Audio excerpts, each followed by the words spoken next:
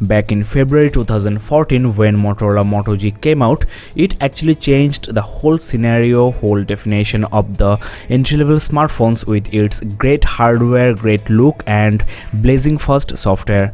Now we have the Motorola Moto G second generation just within 7 months, and Motorola actually perfected all of its flaws, and we now have got microSD card support.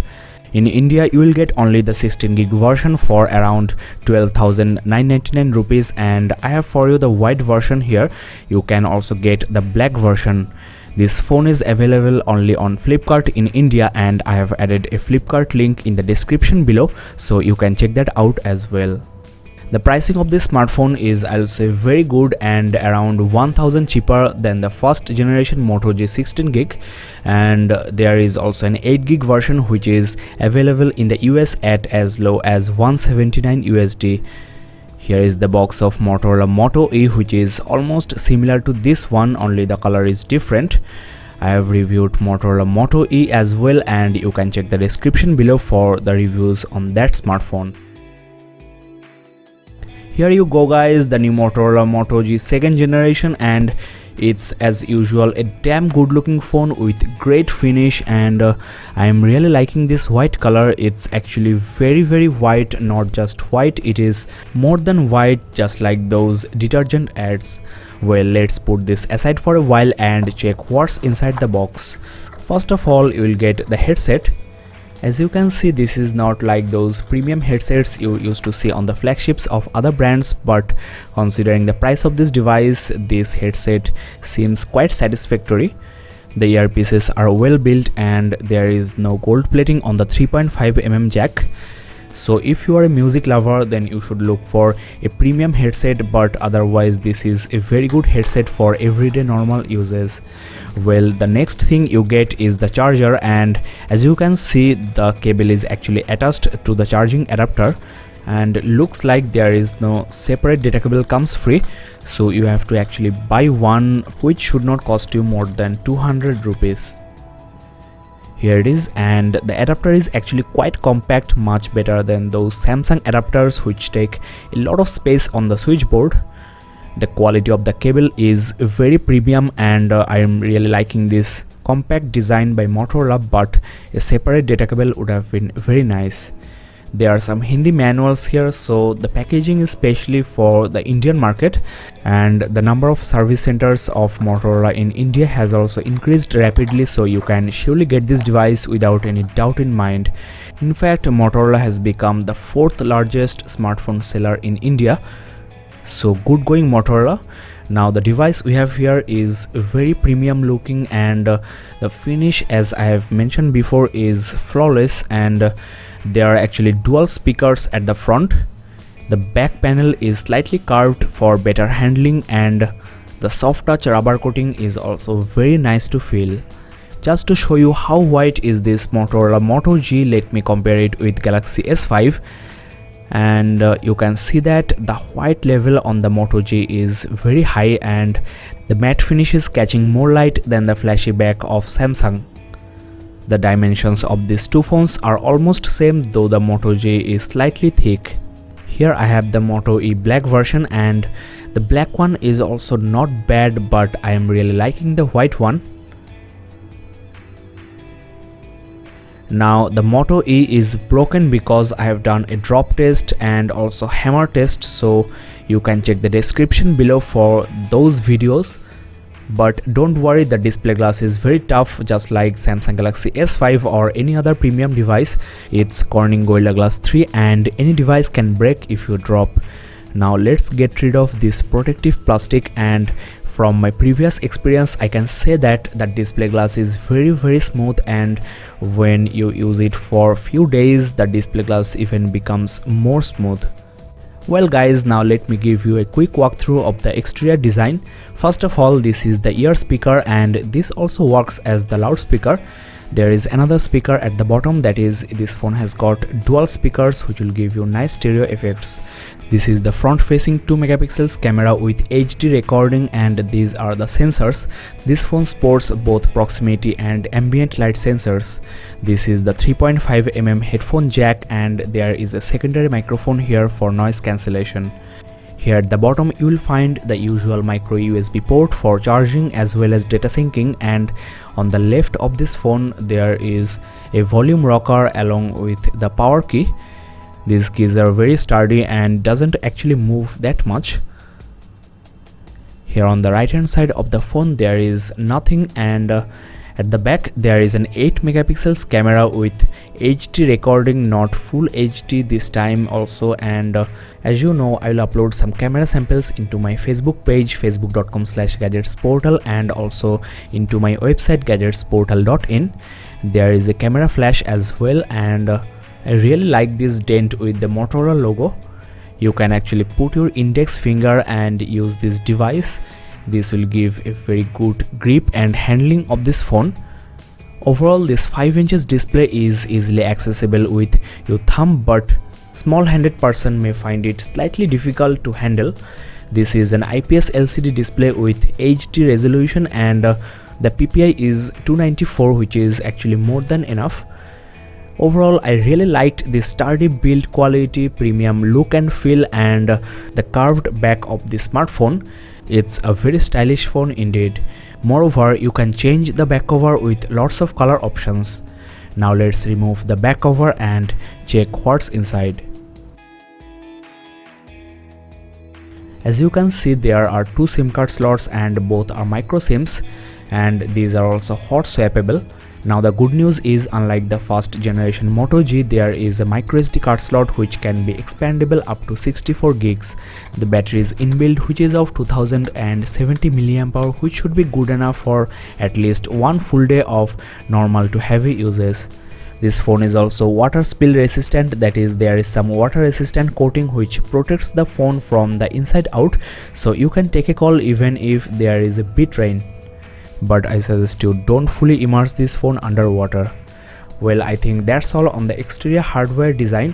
Now let's dig into the software, the user interface, and the storage, RAM, CPU, etc. Well, the initial boot was very fast unlike other devices because this is a stock Google device running on the latest 4.4.4 KitKat. I'll come to that later on. First of all, let's have a close look at the display, and the quality of this display, the color rendering and the pixel density is extremely good for the price of this device. I can barely notice any pixel. Everything is looking very smooth and the small text are also very sharp. The viewing angles are okay but good for its class. The brightness of this display is also very eye-catching. Now, as I mentioned before, this is running on stock Android, and as a result the interface is butter smooth. Everything is opening very fast, unlike Samsung, Sony, HTC devices, because those brands superimpose their own interfaces which are very graphics intensive, and that may make the phone slightly slow. I'm not saying this phone is more powerful than those flagship phones, but the interface is faster because there is no extra graphics interface or add-on features this phone has to process. These are the running applications in the background, and the 1 GB of RAM on this smartphone is good enough for hardcore games, but 1.5 GB of RAM would have been really nice. Here is the internal storage, and you can see good 12 GB is free for the user and only 0.94 GB is used by the system. In the RAM department, you can see 320 MB is free and 537 MB is used. So without any application installed, you are getting only 320 MB free for the user, which is not very good, but I'll say okay for mid-level or even some hardcore games. Now, though there is no skin on the interface, Motorola will provide some free services which are quite handy. You can create a Motorola ID from here, and there are some nice features I am going to show you. First of all, you will get the Motorola Assist, which is a very good app for profile management. Like if you are in a meeting or want a sound slip, you can manage the incoming calls and the sound profile. You can select your favorite contacts and set auto reply text message to those favorite contacts. You can automatically reject the rest. I'll demonstrate this feature in details in the in-depth review, so make sure you subscribe and keep in touch. There are some other nice services as well, like you will get 50 gig of Google Drive storage, which should be enough for securely saving your photos in the cloud.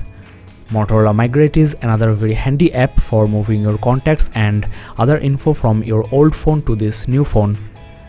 You are also getting Google Translator and Quick Office pre-installed. Moto G 2nd generation also supports FM radio, and this Motorola Alert is another very handy app. This will help you in emergency, that is, if you are in danger, you can just launch this app and the phone will send you location along with an SOS message to your near and dear ones. I will demonstrate all of this later on in the in-depth review. Here is the notification center, and you will get all of your notifications one by one. You can also click at the corner here and you will get some important toggles. This will save your time and also help you in dual SIM management. So the interface is overall very simplistic, but you can always install third-party themes or launchers. Check my channel Gadgets Portal Play for the best launchers and themes for your Android. Here is the keyboard, and I am using the swipe input, which is very fast, and the display glass is actually buttery smooth. There is also nice vibrating feedback, and I really appreciate this very responsive keyboard. The Google apps are sorted here, and overall I'll say the interface is blazing fast. There is not a single hiccup I have experienced so far, and from my previous experience I can assure you this phone will be really great for long-term uses. Now let's launch our website gadgetsportal.in and check the browsing experience. Normally typing on this keyboard is also very enjoyable because of the very nice feedback from the keyboard. The 3G capability of this Motorola Moto G 2nd generation is up to 21 Mbps HSDPA, and there is no dual band Wi-Fi support. I am using Wi-Fi and the website loaded really very fast. The scrolling is very smooth and there wasn't any vibration in the pinching. Because of the very good resolution, the small text are easily readable, and overall the color reproduction and the browsing experience on this Motorola Moto G 2nd generation is as good as any other device with any price tag. Let me quickly show you the camera interface as well, and this is the typical interface you see on Google devices.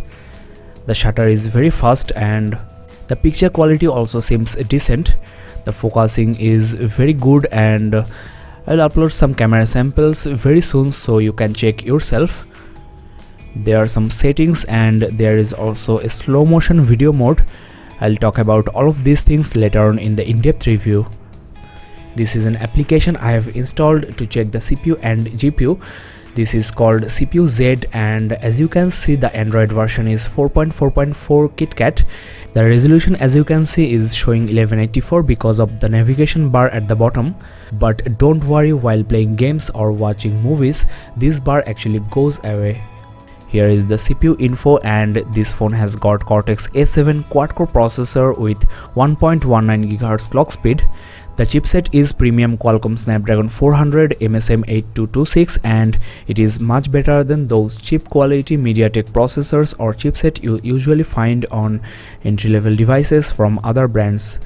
The GPU is Adreno 305, which is also not bad.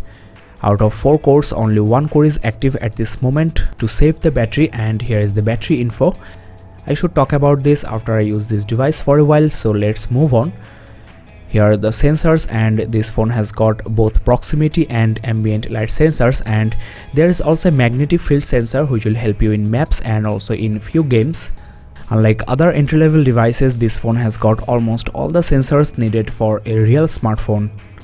So overall, this Motorola Moto G is offering you a complete package at a very good price tag, and you should not actually compare this with other entry-level devices in the market because most of those are from OEM Chinese brands and this is from the premium Motorola. So the exterior, the interior, the software, everything seems flawless, and as this is a stock Google phone, you will get the upcoming Android L upgrade much before others. If you want features on the interface, then you are free to install millions of applications and launchers from the store. You can check my Gadgets Portal Play channel for the best apps and games, and also for the best launchers for your Motorola Moto G 2nd generation.